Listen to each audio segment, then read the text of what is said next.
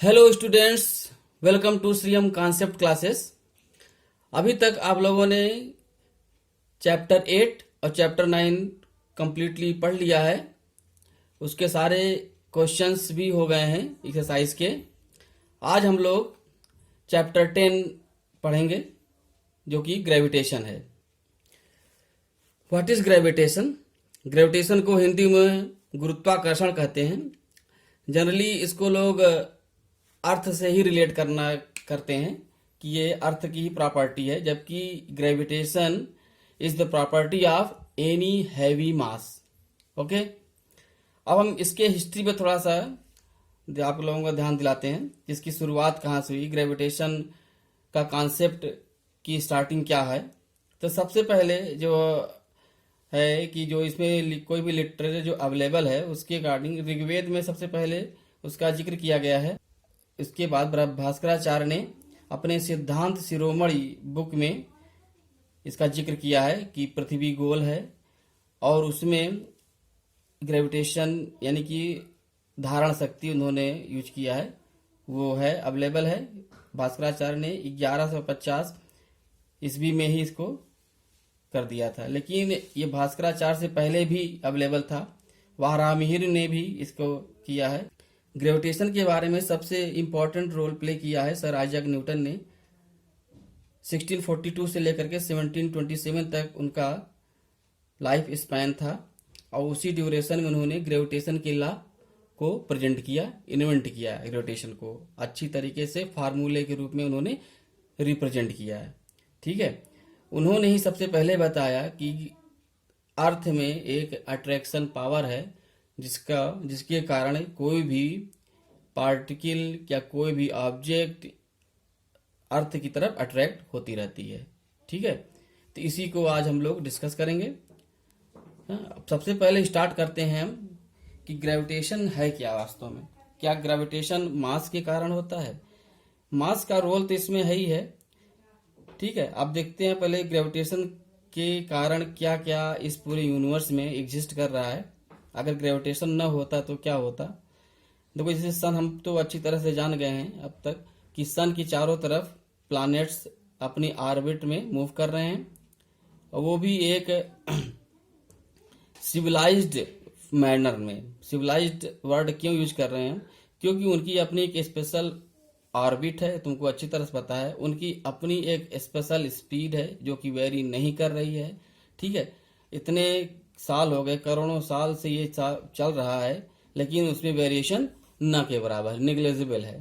तो कितनी high class की मैथमेटिक्स इसमें इन्वॉल्व है। हाँ, और वो सिंपली एक ओवलाइज्ड वे में सारे प्लानेट मूव कर रहे हैं अराउंड दी सन। तो ऐसा कैसे पॉसिबल हो पाता है? तो पहले हम इस पर देख लेते हैं कि सन के चारों तरफ पता है कि 9 प्लानेट हैं।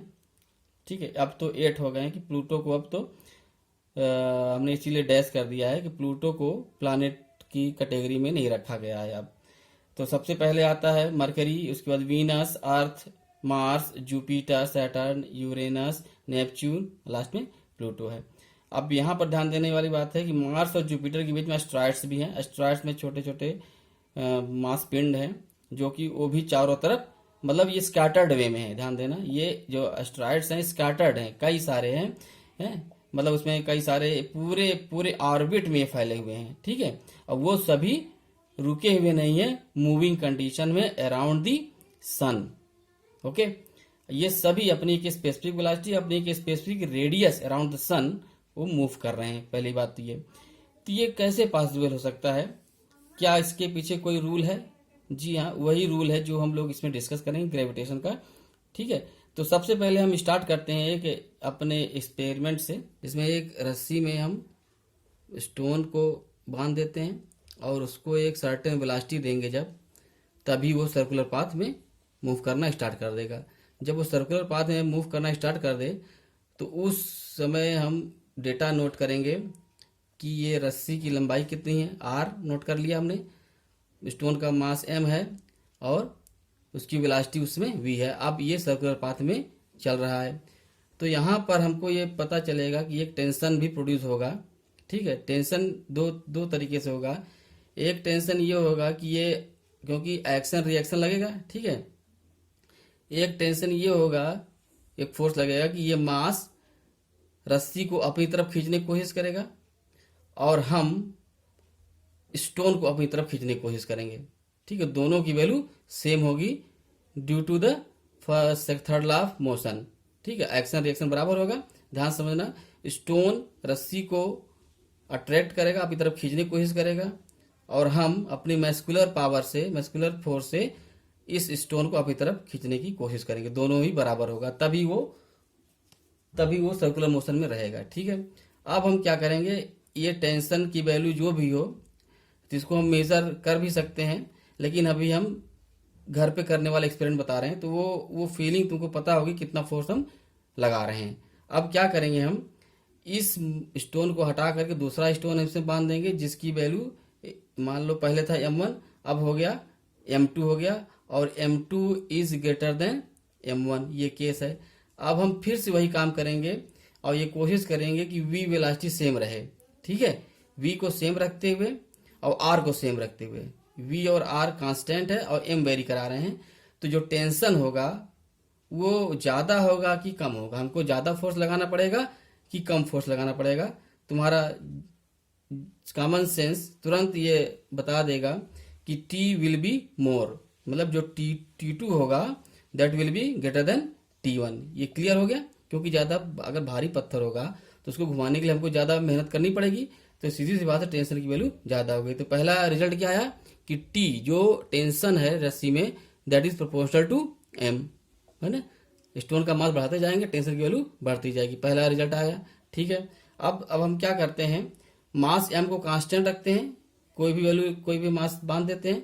अब और r को भी कांस्टेंट रखते हैं। अब हम देखते हैं वेलोसिटी को इंक्रीज करते हैं। पहले वेलोसिटी v1 थी, अब हो गई v2 कर दिया हमने। v1 पर हमारा टेंशन कितना था t1, और क्या है कांस्टेंट, क्या था r और m कांस्टेंट इस समय। अब हम क्या करेंगे, वेलोसिटी को बढ़ा करके v2 कर दे रहे हैं, और ध्यान दो v2 is greater then v1। अब उस केस में जो t2 होगा वो क्या होगा, ज़्यादा होगा कि कम होगा, सीधे समझो। अगर हम ज़्यादा तेज घुमाना चाहेंगे रस्सी को बहुत तेज से, तो हमको ज़्यादा फोर्स लगाना पड़ेगा, ठीक है। और यहाँ तक कि ये भी रहेगा डर कि कहीं रस्सी टूट न जाए। अब जब ये डर लग रहा है कि रस्सी टूट न जाए, इसका मतलब सीधा सा है कि tension will be more, clear. तो यहाँ पर आ जाएगा सेकंड कंक्लूजन क्या आया कि T is also proportional to V। तीसरा एक्सपेरिमेंट इसमें करते हैं हम कि अब हम क्या करते हैं, M मास M और V ये क्या है कांस्टेंट कर दे रहे हैं, इसको चेंज नहीं करेंगे हम, ठीक है। अब क्या चेंज करेंगे हम, R रस्सी की वैल्यू को हम चेंज करेंगे। अगर हम रस्सी को हम बढ़ा दे रहे हैं, ज़्यादा लंबा कर दे रहे हैं, ठीक है, तो उस केस में क्या होगा, वेलोसिटी वही है, हमको ये जरूरी नहीं कि सर्कुलर मोशन में ही करें, वेलोसिटी v ही है, ठीक है, मास m ही है, उतने से अगर घुमाएंगे हम तो इतना तुमको फीलिंग आ रही होगी कि रस्सी में थोड़ा सा लूजनेस आ जाएगी, ठीक है, रस्सी में थोड़ा सा क्या हो जाएगा, लूज हो जाएगा। तो सीधा सा मतलब कि टेंशन की वैल्यू घटेगी। तो यहाँ पर तीसरा रिजल्ट क्या आएगा, T is inversely proportional to R, या 1/, हम कर दे रहे हैं, ठीक है। ये तुम्हारा 3 रिजल्ट आ गए। इन्हीं तीनों रिजल्ट से आगे चल करके ये प्रूफ हो जाएगा कि जो T है इसी को बोलते हैं सेंट्रीपिटल फोर्स, ठीक है, और this will be equal to mv²/r। तो ठीक है, तो हमारा ये जो एक्सपेरिमेंट में इस फार्मूले से कितना मैच कर रहा है तुम लोग देख सकते हो, ठीक है। अब यहाँ पर तो ये हुआ रस्सी की बात है। तो पिछले एक्सपेरिमेंट से ये क्लियर हो गया कि जो रस्सी में जो टेंशन प्रोड्यूस हो रहा है वो प्रोपोर्शनल है m के, प्रोपोर्शनल है v के, और T is inversely proportional to R के है, ठीक है। और T का जो नेचर वो क्या है, वो इस T या T दोनों डायरेक्शन में है। ये पत्थर M मास का पत्थर रस्सी को बोलो या हम जो फोर्स लगा रहे हैं, मतलब साथ साथ हमारे हाथों को भी, हमारे मतलब जो फोर्स लग रहा है उसको भी वो अपनी तरफ अट्रैक्ट कर रहा है रस्सी को, और साथ में हम रस्सी को अपनी तरफ खींचने की कोशिश कर रहे हैं, दोनों की वैल्यू सेम है, ठीक है। अब आते हैं हम प्लानेटरी मोशन में। जब सन के चारों तरफ अर्थ मूव कर रहा है v वेलोसिटी से, ठीक है, तो ये जो फोर्स लगा T, अब हमको ये क्लियर हो ही गया है कि अगर सर्कुलर पाथ में कोई भी बॉडी मूव कर रही है तो उसके लिए मूव करने के लिए हमको एक टेंशन की जरूरत जरूर होगी, मतलब एक रस्सी की जरूरत होगी, ऐसा कहते ज़्यादा सही है। लेकिन यहाँ पर तो रस्सी कुछ है नहीं, कोई रस्सी नहीं है। जब रस्सी नहीं है तो ये न्यूटन्स थर्ड लॉ भी तो अप्लाई होगा। न्यूटन्स थर्ड लॉ क्या बोलेगा कि इस मास पिंड को या अर्थ को भी सन अट्रैक्ट करेगा और ये सन भी अट्रैक्टिव फोर्स कुछ अप्लाई करेगी, ठीक है। अब वो दोनों क्या होंगे, बैलेंस्ड पोजीशन पर होंगे। तो ये क्या होगा, यहाँ पर इन दोनों के बीच में एक अट्रैक्टिव फोर्स अप्लाई हो जाएगा जो कि प्रोपोर्शनल होगा एम के, वी के और इनवर्सली प्रोपोर्शनल होगा आर के, ठीक है। तो यहाँ पर हम मास मान लेते हैं एम है अर्थ का और इसका मास मान लेते हैं कैपिटल एम है सन का। हाँ, तो इसमें अब रस्सी तो है नहीं, रस्सी गायब है। तो रस्सी नहीं होने के कारण इन दोनों फोर्स को कौन बैलेंस करेगा, वो उसी को बोलते हैं ग्रेविटेशनल फोर्स जी, ठीक है। Gravitational force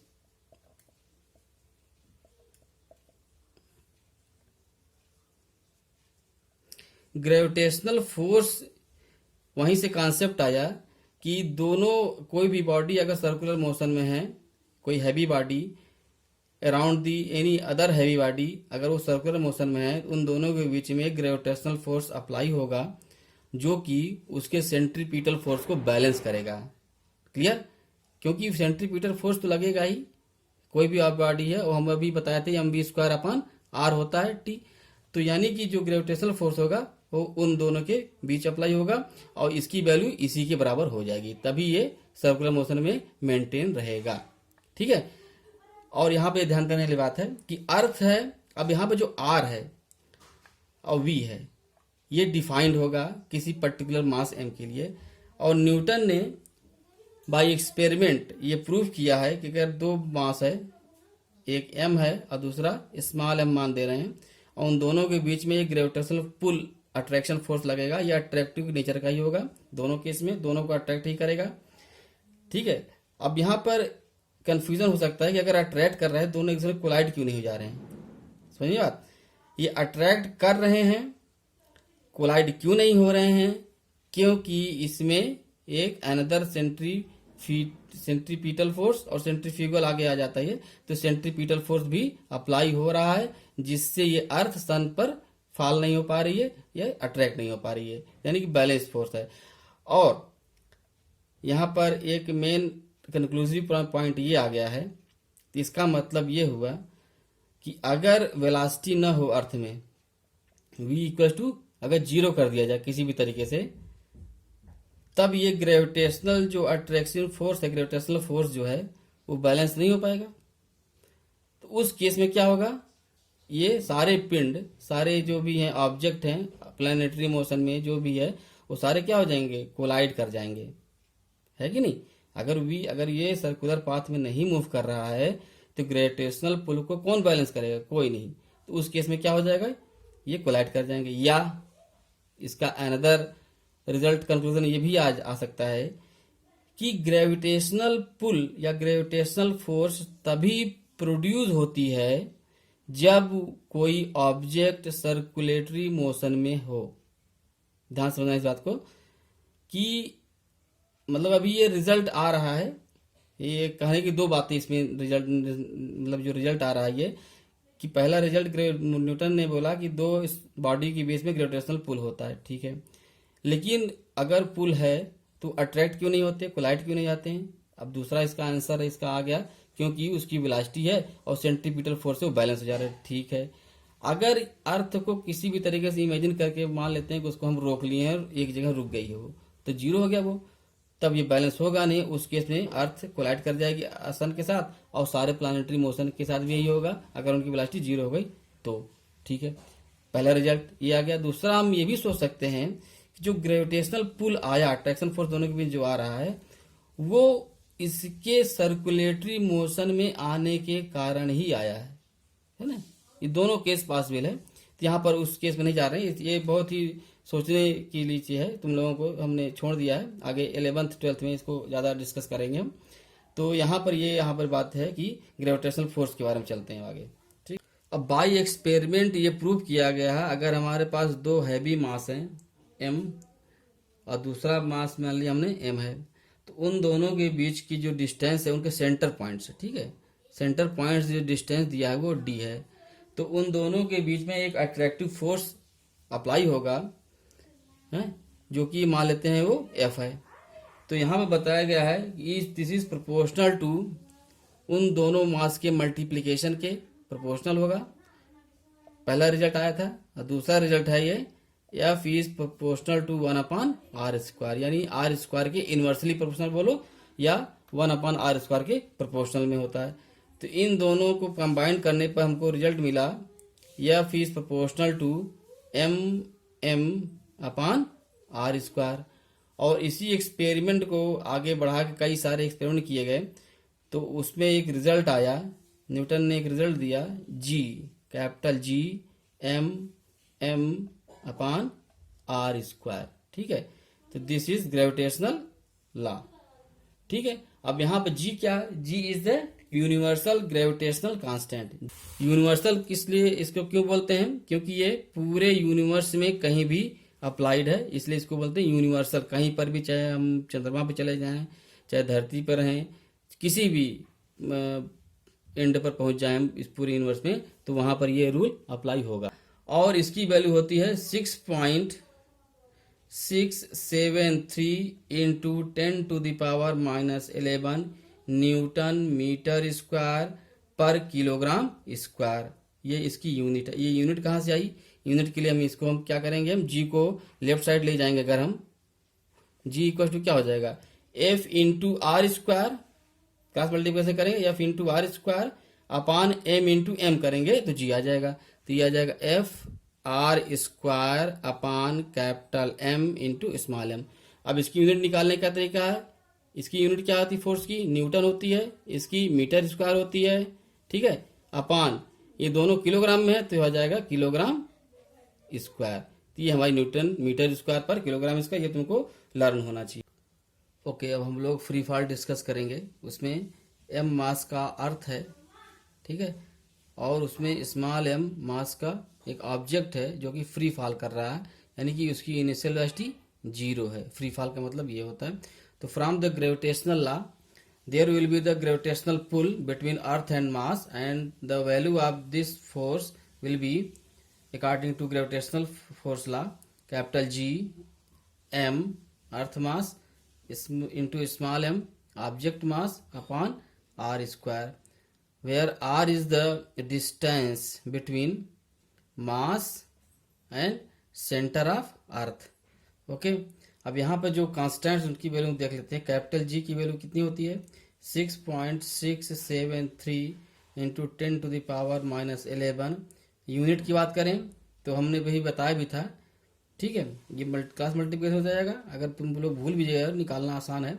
Newton metre square upon kilogram square, तो इसकी यूनिट हो जाएगी न्यूटन मीटर स्क्वायर है, किलोग्राम स्क्वायर अपान रहेगा, इसको ऐसे भी लिखा सकते हैं, ठीक है। और आता है मास, अर्थ का मास, कैपिटल एम इक्वल टू दिया हुआ है 6 इंटू 10⁻24 किलोग्राम। ये डेटा है जो कि गिवन है, अगर क्वेश्चन आता भी है तो दिया जाएगा, ठीक है। अब आते हैं कि आर, व्हाट इज आर। अब यहाँ मान लेते हैं जो ऑब्जेक्ट है वो हम मान लेते हैं कि वो very short distance from the earth surface है, वो जो कि कैपिटल आर, यानी कि जो इसका जो रेडियस है अर्थ का कैपिटल आर है, उसके कंपेयर में क्या है, नेग्लिजिबल है। तो हम ये मान लेते हैं R will be nearly equal to radius of earth, that is 6400 kilometre, जिसकी मीटर वैल्यू हो जाएगी 6.4 इंटू 10⁻। अब ये 3 तो यही हो गया किलोमीटर में, अगर मीटर में इसको कन्वर्ट करोगे तो एक्स्ट्रा 3 और भी ऐड हो जाएगा, यानी 10⁻³ किलोमीटर इंटू 10⁻³ करोगे तो एक पूरा आ जाएगा 10⁻6 मीटर हो गया। अब आते हैं यहाँ पर, अब इसमें जो पुल है, आपको ये पता है जब कोई बॉडी में जब फोर्स अप्लाई हो रहा है, और ये फोर्स हो गया हमारा F, ठीक है। अब from Newton second law F equal to ma, ये तुम लोग पढ़ चुके हो चैप्टर 9 में। अगर तुम लोगों को कुछ डाउट है, ज़्यादा डिटेल में पढ़ना है, तो ये चैप्टर 9 के वीडियो को रेफर कर सकते हो, वहाँ पर ये न्यूटन सेकेंड लॉ क्लियरली दिया हुआ है कि ये कहाँ से आया, कैसे प्रूव हुआ है। तो यहाँ पर हम इसकी जिक्र करते हैं। तो F equals to M A होगा, where A is the acceleration produced on the mass. अब यहाँ पर क्योंकि ये ग्रेविटेशनल की बात चल रही है, इसलिए ए की जगह हम यूज करते हैं जी, ग्रेविटेशनल एक्सीलरेशन। इसकी भी यूनिट मीटर पर सेकंड स्क्वायर होगी। अब ये फोर्स ग्रेविटेशनल पुल से आ रहा है, यानी कि इन दोनों की वैल्यू सेम होगी। तो यहाँ से रिजल्ट आ गया है M G equal to capital G capital M upon R square. तो स्मॉल एम कट गया, तो जी की वैल्यू आ गई G M upon R square. Okay, now we will discuss mass and weight. Mass के बारे में हम लोग चैप्टर 9 में पढ़ चुके हैं कि जब भी किसी ऑब्जेक्ट में हम फोर्स अप्लाई करते हैं तो वो ऑब्जेक्ट फोर्स का अपोज करता है due to inertia present in that object, और inertia is proportional to mass. ठीक है, मास के का जितना ज्यादा मास होगा किसी ऑब्जेक्ट में, उतना ही ज्यादा वो इनर्शिया होगा उसमें, और अप्लाइड फोर्स को वो अपोज करता रहेगा जब तक कि फोर्स की वैल्यू एक सर्टेन लिमिट से ज्यादा नहीं हो जाए। जब वो ज्यादा हो जाएगी तो इनर्शिया की वैल्यू बढ़ती नहीं, इनर्शिया की अपनी एक निश्चित वैल्यू होगी जो कि डिपेंड कर रही है उसके मास पर। और मास क्या, किसी भी ऑब्जेक्ट के मटेरियल पर डिपेंड करता है। ठीक है, और उसके वॉल्यूम पर डिपेंड करता है, उसकी डेंसिटी पर डिपेंड करता है। ठीक है, और बाकी जो मास के बारे में अपना एक अलग रिसर्च का एरिया है। अभी तुम लोगों ने सुना होगा गॉड पार्टिकल का नाम, जिसमें साइंटिस्ट रिसर्च कर रहे हैं कि गॉड पार्टिकल का एक हाइपोथेसिस है। उनका यह मानना है कि ये गॉड पार्टिकल होता है जब भी हम किसी ऑब्जेक्ट जो भी मास आता है उसी गॉड पार्टिकल के कारण आता है। तो यहाँ पर इसका अगर रिजल्ट आ जा रहा है, कुछ गॉड पार्टिकल जैसा कुछ मिल भी जा रहा है, तो इसका जो रिजल्ट आएगा तो क्या होगा, अगर हम कोई हैवी ऑब्जेक्ट ले लें, है ना, मान लो कोई हैवी शिप है, उससे बहुत सारा सामान लोड है, और उसमें से गॉड पार्टिकल को निकाल दिया जाए तो क्या होगा, उसका जो ही मास है वो बहुत कम हो जाएगा और आसानी से उसको मूव कराया जा सकता है। इसी तरह से कोई भी ऑब्जेक्ट है बहुत लाइट है और उसको हम नहीं चाहते हैं कि कहीं मूव करे, तो गॉड पार्टिकल उसमें इंट्रोड्यूस कर सकते हैं, तो बहुत हैवी मास का हो जाएगा। अब आते हैं वेट पे। वेट W, ठीक है, ये क्या है, ये मास है M, और वेट इक्वल टू होता है W इक्वल टू होता है M इंटू जी। यानी कि जब भी कोई ऑब्जेक्ट किसी भी हैवी बॉडी के कांटेक्ट में आता है, ठीक है, हैवी बॉडी जैसे कि कोई प्लानिटरी बॉडीज है उसके कांटेक्ट में आएगा, तो उसका अपना अपना ग्रेविटेशनल पुल होगा, और उसी पुल के कारण ग्रेविटेशनल एक्सेलरेशन होगा, अपना अलग अलग होगा। ठीक है, तुमको अभी फार्मूला अभी बताएगा G equal to capital G capital M upon R square है। ठीक है, यही तो फार्मूला आया था। अब अगर हम अर्थ की बात करें तो यहाँ पर अर्थ का मास रखा जाएगा और अर्थ का रेडियस रखा जाएगा, तो वहां पर जी की वैल्यू 9.8 मीटर पर सेकंड स्क्वायर आई थी। ठीक है, अगर हम मून की बात करें तो हम मून का मास रखा जाएगा और मून का रेडियस रखा जाएगा, उसको आगे अभी देखते हैं कितनी वैल्यू आती है। तो मार्स के लिए अलग आएगी, सभी सारे प्लैनेट के लिए जी की वैल्यू अलग आएगी, लेकिन जो मास है एम वो हर एक पॉइंट में, पूरे ब्रह्मांड में, हर एक पूरे यूनिवर्स के एवरी पॉइंट में वो सेम रहेगा, मास चेंज नहीं होता। ग्रेविटेशनल एक्सेलरेशन चेंज होगा और कैपिटल जी भी चेंज नहीं होगा। ठीक है, तो यहाँ पर चेंज क्या होगा, स्मॉल जी, और स्मॉल जी के चेंज होने के कारण उसका जो वेट है due to the gravitational pull, वो वैल्यू क्या हो जाएगी, W equal to M G. यही तो बैलेंस करता है ग्रेविटेशनल पुल को, जो कि बराबर होगा किसके, G M upon R square के, यही बराबर होता है ना एम जी के कारण, तो इसको बोलते हैं वेट। अब अगर हम बात करें कि ऐसे बोला जाता है कि हमारा अलग अलग प्लैनेट में हमारा वेट अलग अलग हो जाता है, ध्यान देना, वेट अलग अलग होगा, मास सेम रहेगा। ठीक है, अगर हम मून पे चले जाएं तो हमारा मास जो यहाँ है वही वहां रहेगा, वेट डिफरेंट होगा। Okay, let us compare weight of any mass on the earth surface and on the moon surface. तो ये अर्थ हो गया, इसका मास ME, रेडियस RE। ठीक है, यहाँ पर मास रखा हुआ है स्मॉल m का, और दूसरा ये है मून, यहाँ का मास ले लिया है mm और रेडियस rm और ऑब्जेक्ट वही है m मास का। ठीक है, तो यहाँ पर WE कितना हो जाएगा, WE equal to m into GE होगा।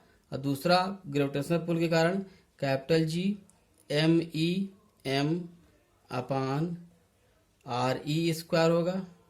इसी तरह से WM इक्वल टू हो जाएगा m into GM equals to capital G MM into M upon RM square.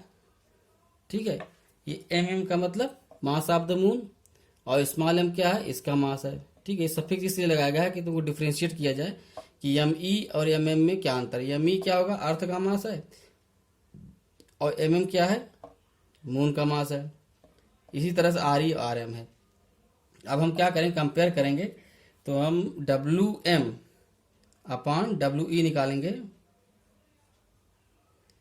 Equals to, तो यहाँ पर WM लिख दो GMM into M upon RM square. ठीक है, अब जब अपान करेंगे तो ये अपोजिट हो जाएगा, मतलब कि जो डिनोमिनेटर है और न्यूमरेटर में आ जाएगा और न्यूमरेटर डिनोमिनेटर हो जाएगा जब मल्टीप्लाई करेंगे तब। यानी कि हम यहाँ लिख दें RE स्क्वायर अपान GMEM, तो यहाँ से G से G कट गया। ठीक है, M कट गया। ठीक है, अब यहाँ बचेगा क्या, MM अपान ME कर दें इन दोनों के साथ, इंटू RE अपान RM का होल स्क्वायर कर देते हैं। अब इसको हम लोग कैलकुलेट करेंगे।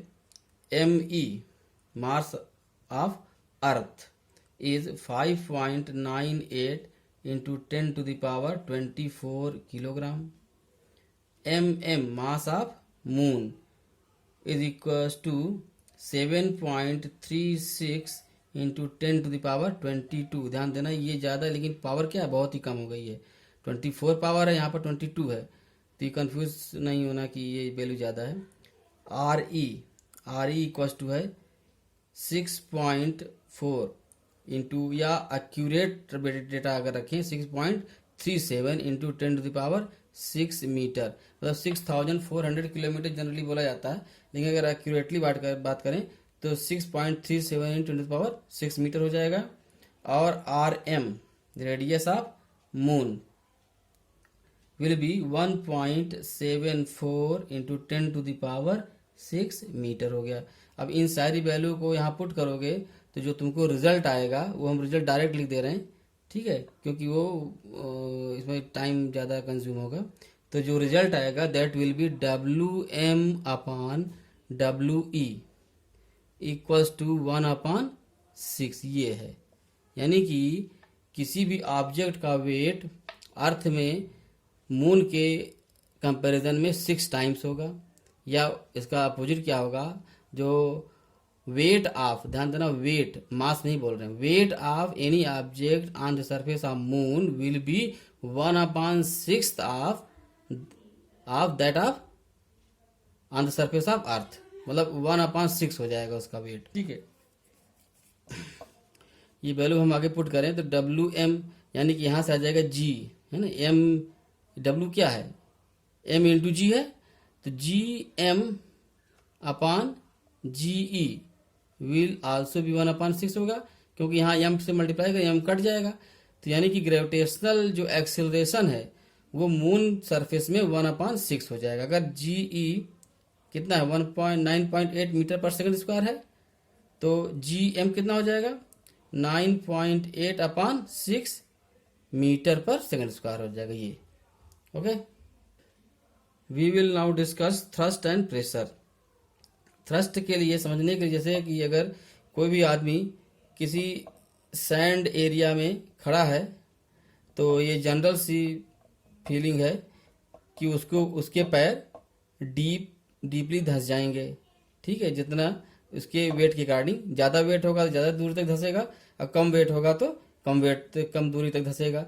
अब क्यों धंसेगा ये, क्योंकि ये अपोजिंग फोर्स अप्लाई करेगा, है ना, सैंड, और उसी फोर्स के कारण वो ऊपर नीचे रहेगा W equal to M G, W equal to M G लग रहा है, तो ये फोर्स क्या होगा, इसकी कंपैरिजन में कम होगा, तो ये ज़्यादा है तो ये धंसा चला जाएगा, तब तक धंसेगा जब तक कि इसकी वैल्यू को कंपनसेट न कर लिया जाए। ठीक है, तो मान लेते हैं कि डी डिस्टेंस तक वो डीप धंस गया।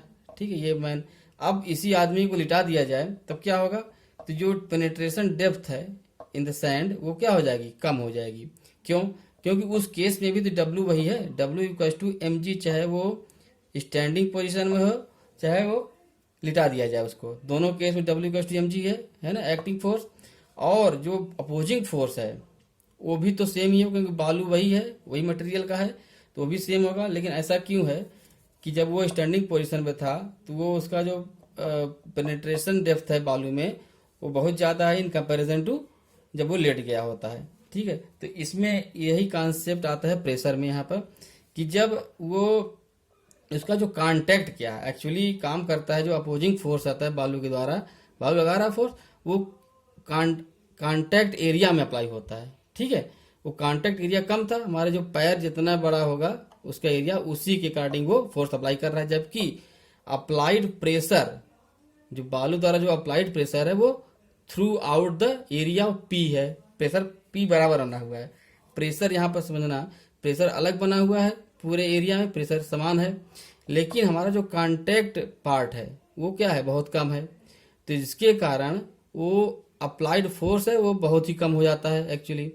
तो इसके कारण W equal to M G वो बहुत ज़्यादा होने के कारण वो पेनिट्रेशन डेप्थ ज़्यादा हो जाएगी। अब जो आदमी जब लिटा दिया जाता है, उसको लिटाने के बाद जो कांटेक्ट एरिया है वो बहुत ज़्यादा होगा, इतना ज़्यादा एरिया हो गया, ए है ना, ये A2 है, इसमें A1 है, तो A2 is much greater then A1। और जो सैंड है, सैंड के द्वारा जो अप्लाइड फोर्स है वो अभी भी P वही बना हुआ है, लेकिन एरिया ज़्यादा होने के कारण जो अप्लाइड फोर्स है वो अब ज़्यादा हो जा रहा है, F2। यहाँ पर अप्लाइड फोर्स F1 है, अब जब ये एरिया ज़्यादा है तो F2 is also much greater than F1 हो गया। ठीक है, तो इसके कारण इसका इस समय पेनिट्रेशन डेप्थ कम हो जाता है इसके कंपैरिजन में। तो सीधा सा मतलब है कि फोर्स और प्रेशर में, उन दोनों के रिलेशन में एरिया का भी कुछ रोल है, जो बाय एक्सपेरिमेंट ये प्रूव किया गया है। Pressure equals to thrust, thrust यानी कि फोर्स, थ्रस्ट अपॉन एरिया। ठीक है, यानी कि फोर्स क्या है, न्यूटन पर मीटर, थ्रस्ट क्या फोर्स है ना, फोर्स का यूनिट क्या है, न्यूटन है, और इसका एरिया का यूनिट क्या है, metre square. Pressure equal to F upon A, unit हो जाएगा न्यूटन पर मीटर स्क्वायर हो जाएगा। और इसका और भी कई सारे एग्जांपल है, जिसे थ्रस्ट और प्रेशर अच्छी तरह समझ में आ जाएगा। जैसे हम साइकिल ले लेते हैं, ठीक है, साइकिल के पहिए जो भी होते हैं वो बहुत कम चौड़े होते हैं, ठीक है, जबकि ट्रक का पहिया टायर होता है बहुत ज़्यादा चौड़ा होता है। क्यों, ठीक है, क्योंकि सीधी सी बात है, साइकिल है उसका वेट अगर एम है, स्मॉल एम ले लेते हैं साइकिल का, तो ट्रक का कितना हो जाएगा, कैपिटल एम, बहुत ज़्यादा हो जाएगा। M is much greater than small M cycle के वेट से। लेकिन जो बैलेंस करेगा अर्थ सरफेस और टायर के बीच में वो किसके द्वारा होगा, थ्रस्ट है। और लेकिन जो प्रेशर लग रहा है वो थ्रू आउट सेम है अर्थ का पूरे सरफेस में, ठीक है। जो फोर्स होगा, जो थ्रस्ट लगेगा बैलेंस करने के लिए वेट को, वो क्या होगा, F equal to P into A होगा, F equal to P into A. तो यानी कि एरिया जितना ज्यादा होगा applied force will be greater. तो यानी कि ट्रक को बैलेंस करने के लिए हमको चौड़े टायर की जरूरत पड़ेगी, जबकि साइकिल में वेट कम होता है साइकिल का, उसको बैलेंस करने के लिए हमको कम चौड़े टायर की जरूरत पड़ेगी, ठीक है। और जैसे जो हमारे जो जानवर होते हैं, एनिमल होते हैं, वो 4 पैरों से चलते हैं, ठीक है, तो उनका बैलेंस ज़्यादा सही है, क्योंकि वो उनका जो एरिया कांटेक्ट वो 4 जगह पर है, हाँ, वो डिस्ट्रीब्यूटेड है, एक वो है रीजन, और दूसरा क्या है, जब एरिया ज़्यादा हो जाएगा तो अप्लाइड फोर्स भी ग्रेटर होगा, इसलिए वो हैवी मास के जो एनिमल हैं वो बैलेंस रहते हैं। जबकि जो लाइट वेट एनिमल हैं वो 2 पैर हैं, जैसे कि जो चिड़िया वगैरह हैं वो 2 पैरों में चलेंगी, तो उसके लिए हम लोगों के लिए 2 पैर है। तो ये मेन कॉन्सेप्ट है प्रेशर और थ्रस्ट का, प्रेशर और थ्रस्ट का या प्रेशर और फोर्स का। Now we will discuss pressure in fluid body. तो इसके लिए हम पहले एक एक्सपेरिमेंट करते हैं। Let assume that there is a water body in a tank, okay, और एक हम प्लास्टिक की बॉटल लेते हैं और उसको हम इसमें डिप करने की कोशिश करते हैं। तो स्टार्टिंग में जब वो जस्ट लिटिल अबाउट ही डिप किया है हमने, है ना, बहुत ही हल्का सा फोर्स लगाना पड़ेगा उस समय एफ, ठीक है। और अगर हम ज़्यादा इसको हम डिप करने की कोशिश करेंगे तो we have to apply larger force, ठीक है। ये इतना, ये इसे मान लो ये हम बॉटल हमको हम आधा से ज़्यादा डुबोना चाहते हैं, तो we have to apply larger force F2, और F2 की वैल्यू will be greater than F1 होगा, ठीक है। इतना क्लियर है? क्यों होगा ऐसा? जबकि प्रेशर जो है वाटर बॉडी का वो दोनों ही स्थिति में समान है, P यहाँ पर भी रहेगा, यहाँ पर P रहेगा, लेकिन applied force by the water body will be different in both position. पहले सिचुएशन में क्या है कि जो एरिया कांटेक्ट एरिया है वो सिर्फ इतना है A1, और यहाँ पर कांटेक्ट एरिया क्या है? कांटेक्ट एरिया मतलब contact area means bottle and water bodies के बीच में जो कांटेक्ट एरिया है उसकी बात हम कर रहे हैं। तो इस केस में ये एरिया कितना हो जाएगा? A2 है, और A2 will be larger than A1 है। तो सिंपली सी बात है, जो कि अप्लाइड फोर्स है, applied force equal to P into A होता है। जब A ज़्यादा हो जाएगा तो अप्लाइड फोर्स भी ज़्यादा हो जाएगा। तो यहीं से आ जाएगा हमको जो applied force by the fluid will be greater, इस केस में ज़्यादा हो जाएगा। इसको बैलेंस करने के लिए ही हमको एक्सटर्नल जो फोर्स है वो ज़्यादा लगाना पड़ता है, ठीक है।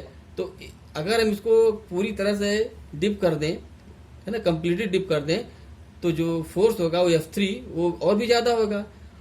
और ध्यान देना, अगर हम इस फोर्स को रिमूव कर दें तो ये बॉटल सीधे बाहर एकाएक ऊपर आ जाएगा।